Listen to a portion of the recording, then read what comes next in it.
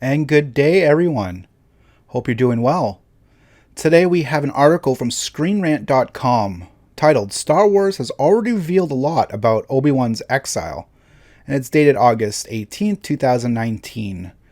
If you like this kind of articles, consider subscribing to the channel. It helps out a lot. So just giving my thoughts on this. A lot of the time we got Obi-Wan in comics, and obviously from the TV shows. A lot of the comics have actually described stuff in Exile when on Tatooine, and obviously if you've seen Star Wars Rebels, you've seen when he defeated Maul for the last time. So this article will probably go on about those comic book series and the Rebels episodes. So anyways, let's get on with the article. Obi-Wan Kenobi seems determined to have more of his Star Wars story told, with the latest reports claiming Ewan McGregor may star in his own Obi-Wan TV show. Finally, offering a clear answer to the question, what was Ben Kenobi doing all those years before the first Star Wars movie began? Whether Ewan McGregor agrees to play Obi-Wan Kenobi in a movie or one of the new Disney Plus Star Wars series, it's almost certain that his story will take place during his exile on Tatooine. That missing chapter of Obi-Wan Kenobi's life between Revenge of the Sith and A New Hope is all that's left to explore. The problem? It might not seem like one of the most exciting stories for the casual Star Wars fans. But the new canon has revealed more about Kenobi's life watching over Luke Skywalker than most fans know. The enemies he made on Tatooine as Ben Kenobi, the lives he saved in the desert wasteland, the new levels of the Force he learned to master, and how a big role he played in creating the man Luke Skywalker became. All of these stories have been suggested, and each one of them are the perfect place to start for an Obi-Wan TV show. Time to catch up on everything you've missed. Obi-Wan writes a journal for Luke Skywalker.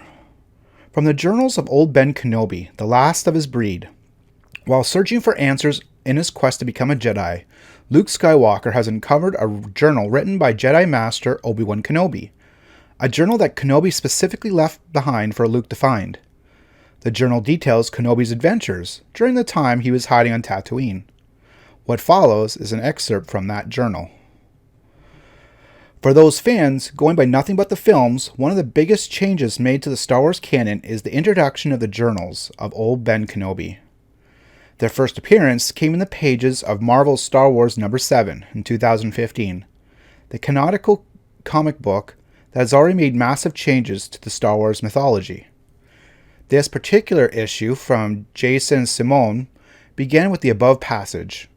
It revealed that during his years on his exile in Tatooine, Obi-Wan made sure to record his experiences and wisdom for Luke Skywalker to someday read, which he is shown doing in the cockpit of his X-Wing, explaining where a great deal of Luke's knowledge about the Jedi and the Force came from. It's an unexpected method for Kenobi to essentially teach a student, and one that provides several key insights in his life. For instance, Obi-Wan doesn't start as a total hermit. I shouldn't have done that, and I knew it. There was too much at risk. After that day, I decided it was best that I didn't go into town anymore. That's an excerpt from the comic. The more emotional Star Wars fans may be struck with sadness at the very thought of a TV series following Obi-Wan into a lonely, miserable, decade-long exile. Seeing a cheerful, loving, and above all active Jedi Knight forced to live as a hermit is a sad tale, not to mention a potentially boring one. But Obi-Wan's journals confirm that he began his time on Tatooine living like most locals, frequently the markets, as much as an inhabitant of the harsh world.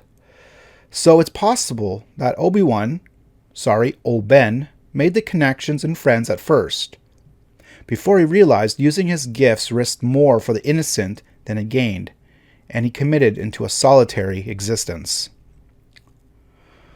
Obi-Wan brings an end to Shmi Skywalker's story. I'll read an excerpt from it. He'd gone to Shmi Skywalker's grave to apologize for losing her son. He had never met her, knew her only from Anakin's stories, but Qui-Gon had made her a promise that Obi-Wan hadn't been able to keep it. As he stood there looking at the stone, he felt an even deeper shame.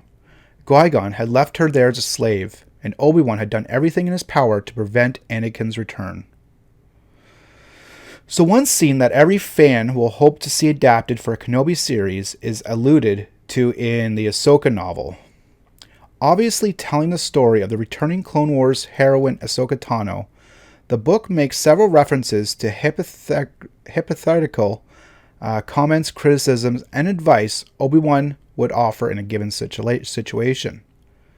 But it also jumps from Ahsoka to show what Obi-Wan was actually up to, which is when it's revealed that among his first duties on Tatooine was to visit the grave of Shmi Skywalker. The excerpt from above paints a vivid picture that would strengthen the story of the Skywalker family, from Shmi to her grandson Luke, and is begging to be shown on screen. Obi-Wan's communes with Qui-Gon Jinn. An excerpt from the comic. Obi-Wan let go of Ben Kenobi's house and broke through the wall between life and death. His senses were sharp. He could hear every sound at once, and also none of them. It took him a moment to focus on the voice he wanted most to hear. Obi-Wan had only a moment before he was wrenched back into the physical world, but it was long enough to renew his hope. Obi-Wan, said Qui-Gon Jinn. He was sure the voice was stronger this time. Let go. George Lucas made sure to explain why Obi-Wan Kenobi is able to appear as a Force ghost by including a single reference to the final scenes of Star Wars Episode III Revenge of the Sith. Yoda reveals that through the years of study and a lot of plot-necessary magic, the late Qui-Gon Jinn has survived beyond the grave. A skill that the animated series would repeat right into The Last Jedi.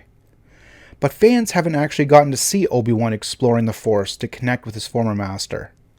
The above passage from Ahsoka is just a tease, but it should be a key part of the Kenobi series or film, whether it's a cameo from Liam Neeson, or the implication that Qui-Gon is still guiding Obi-Wan as he becomes the most important Jedi Master in history. Obi-Wan wages war against the Tusken Raiders. Here's an excerpt from it. Obi-Wan Kenobi, bodyguard for hire. I'd had worse jobs. Through the Clone Wars seemed so very long ago and very far away. My war had ended, badly as I recalled, but my fight carried on. Not every glimpse into Obi-Wan's life is more about characterization than reminding fans what a badass he is in a fight. Survival on Tatooine means bartering for what you need, and for Obi-Wan, that means communicating with the infamous Jawas. They're as shrewd as it gets, but their size makes them vulnerable to Tusken Raiders' attacks. If fans want some action to go along with their drama, look no further than Star Wars number 15, when Obi-Wan takes on a gang of the scavengers all by himself, and without his lightsaber. No wonder they flee in fear when he makes his original Star Wars introduction. Obi-Wan saves Luke's life more than once. Here's an excerpt from it. Ever since you showed up, mine is the only house for kilometers that's never been attacked by sand people. That was never raided by Jabba's thugs. Sounds to me like you've been rather blessed, Owen. The Force works in mysterious ways. The movies may suggest that Obi-Wan was merely observing Luke Skywalker as he grew from an infant to a teenager, but the Star Wars comics reveal he had a far more hands-on approach. After all, Tatooine is a harsh place for anyone, let alone two innocent moisture farmers raising a troublesome little Force sensitive. In the pages of Star Wars number 7, Obi-Wan steps into his Jedi mind trick on a band of Jabba the Hutt tax collectors. While helpful, Owen Lars eventually lets Obi-Wan know that he's aware of his interference, direct and indirect, in the above exchange. How could an Obi-Wan series even resist showing these never-before-seen moments? Obi-Wan helps Luke become a pilot. Here's an excerpt from it. I was no Master Yoda. I knew I wouldn't be around for 800 years to watch over him. At some point, Luke Skywalker was going to have to fend for himself, and something told me that when that day came, he would need to know how to fly. The Star Wars prequels emphasize that the ability to become one of the best pilots in the galaxy is a Skywalker trait, inherited, along with his gifts in the Force, from Anakin by Luke. But for a kid born in the desert of Tatooine, becoming a gifted pilot isn't achieved without some help. Star Wars number 15 delivers a heartwarming scene as Obi-Wan watches Luke pilot his T-16 to the hoops and hollers of his friends, willing the boy to feel the Force flowing through him. Luke may not play a role in Kenobi's series, but knowing that Obi-Wan acquired the parts needed to keep the boy's T-16 in good repair, anonymously, of course, makes his guardian role even better. Obi-Wan becomes Tatooine's most wanted man. Here's an excerpt from it. Jabba hired you, didn't he? Well, here I am, bounty hunter. I'm the man you're looking for. Or am I? You will leave this place at I was really hoping that was going to work. The former Jedi Master may have kept his lightsaber concealed when taking on the gang of Tusken Raiders, but Obi-Wan does have to use it in combat at least once. As we mentioned above, Obi-Wan used his gifts to keep the Lars family free from Jabba's intimidation, among the small acts of defiance. Over time, the strange old man living at the edges of the Dune Sea became a problem Jabba needed to solve, by hiring a bounty hunter to find him and kill him.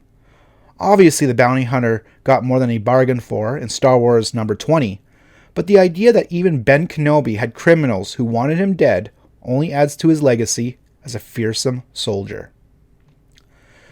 Obi-Wan defeats Darth Maul for good. If you define yourself by the power to take life, a desire to dominate, to possess, then you have nothing. This will be old news for fans of Star Wars Rebels, the animated series that first showed Obi-Wan and Darth Maul ending their rivalry. But that doesn't make the scene any less powerful. Is it likely that the fight will be adapted into another series since Rebels executed it perfectly? Probably not. But since many Star Wars fans likely missed the showdown in Season 3, Episode 20, titled Twin Sons, they'll want to seek it out. Kenobi never wished to avenge the death of his master, but when Darth Maul forces their fight, Obi-Wan ends him with a single blow, confirming Darth Maul's final question that he is watching over the prophesied chosen one. Obi-Wan's harshest test, the Great Drought. You never trained me for this, Master Qui-Gon. You never taught me how to fade away. The early excerpts of the journals of old Ben Kenobi find him just a few years into his exile, when his life as a Jedi remains fresh in his memory. It also presents the greatest test of his heart, spirit, and duty to protect Luke unseen, thanks to the coming of the Great Drought, a time when moisture is running out on Tatooine, Jabba's grasp on the weakest Titans, and people are dying every day because of it. As a Jedi who spent most of his adult life, seen through Star Wars films and the Clone Wars, helping those in need, being forced to turn a blind eye to suffering takes a toll. The question at the heart of the above passage, how Obi-Wan Kenobi forced himself to abandon the galaxy, might be the most compelling in his entire life story. It's told beautifully in the comics, but adapting it to a live-action canon would forge an even stronger connection between Obi-Wan's struggle and Luke Skywalker's own exile in The Last Jedi. These are the moments, battles, and struggles that the existing Star Wars canon tells us Obi-Wan Kenobi faced between Revenge of the Sith and A New Hope. But there's no reason the story can't be told. After all, these are only excerpts from the journal of old Ben Kenobi. They're canon for good, but they may just be the starting point for a Kenobi series or film, should it someday come to the Star Wars universe. So I know that was a bit of a longer article, but what do you guys think? Have you read the comics and read about the stuff that Obi-Wan did in his exile? Did you read the Ahsoka novel, which tells you a few other things that Obi-Wan Kenobi did on his exile in Tatooine? I read the Ahsoka novel. It was really, really good. I really suggest you read that. I haven't read all the comics. I've read a few, but I haven't really had the time to read a lot of them. So at some point, I'm going to have to go get them and, probably reread the ones that I have read and read the ones that I haven't. But let me know what your thoughts are. Are you excited for an Obi-Wan Kenobi TV series? Are you hoping that it has some of these things in it? Let me know in the comment section. All right. So, as always, take care and have an awesome day.